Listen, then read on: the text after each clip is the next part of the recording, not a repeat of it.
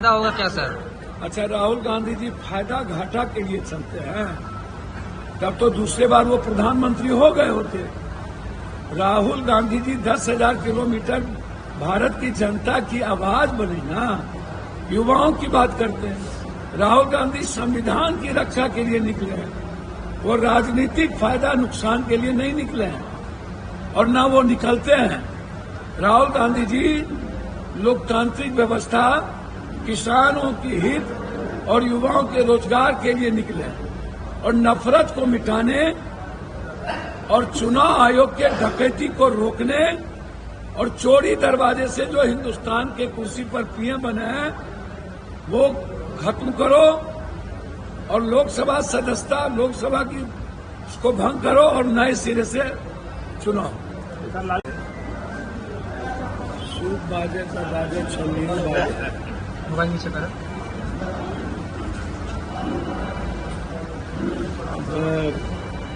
इनको अपने पिताजी से पूछना चाहिए, महावीर बाबू से। यदि महावीर बाबू का संस्कार और निर्माण में भूमिका नहीं होती आज अशोक बाबू कहाँ होते? और राहुल गांधी जी का सहयोग और राहुल गांधी जी का वैचारिक संस्कार अशोक जी में नहीं होता तो आज अशोक जी की पहचान नहीं होती। अशोक जी को पुरानी बात नहीं भूलनी चाहिए, पुराना चावल ही बंद होता है। वो भी प्रदेश अध्यक्ष रहे हैं। मैं सिर्फ इतना कहूंगा, अशोक जी मनमोहन सिंह जी की 2014 का इकोनॉमिकल ग्लोबलाइजेशन ना हुआ तो 14 में ही ना नीतीश कुमार जी आए। पूरी दुनिया को मनमोहन सिंह जी ने, कांग्रेस ने बचाया जब आर्थिक मंदी थी और जब देश डेवलप कर रहा था तो उस वक्त नीतीश जी की भी शुरुआत हुई। जब 10 साल मनमोहन सिंह जी की सरकार रही तो उसमें आर्थिक रूप से बिहार को भी मजबूत किया गया।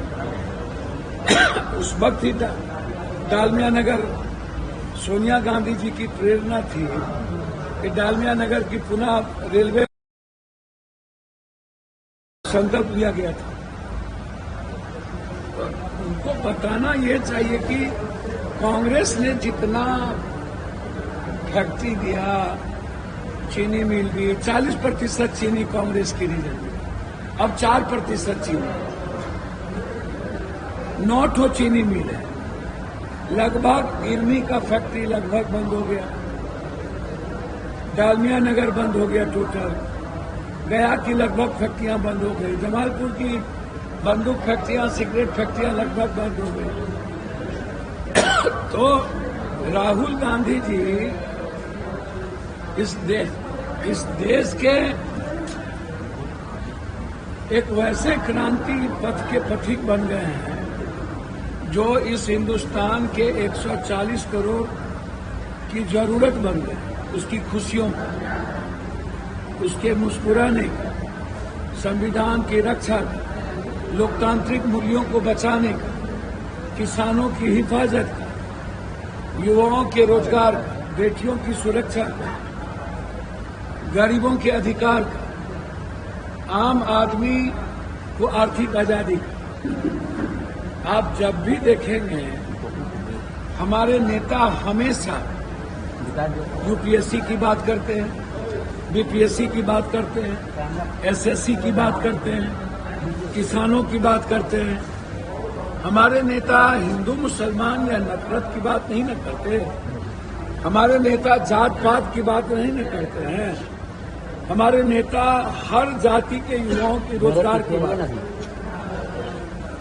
उसके फेयर एग्जाम की बात करते हैं। बिहार और बिहारी के अधिकार को बचाने के लिए हुआ है, हमला हुआ है, चोरी किया हुआ एक व्यक्ति प्रधानमंत्री के कुर्सी पर बैठा हुआ, जो हिंदुस्तान के युवाओं के अधिकार के उसके नस्ल पर हमला किया।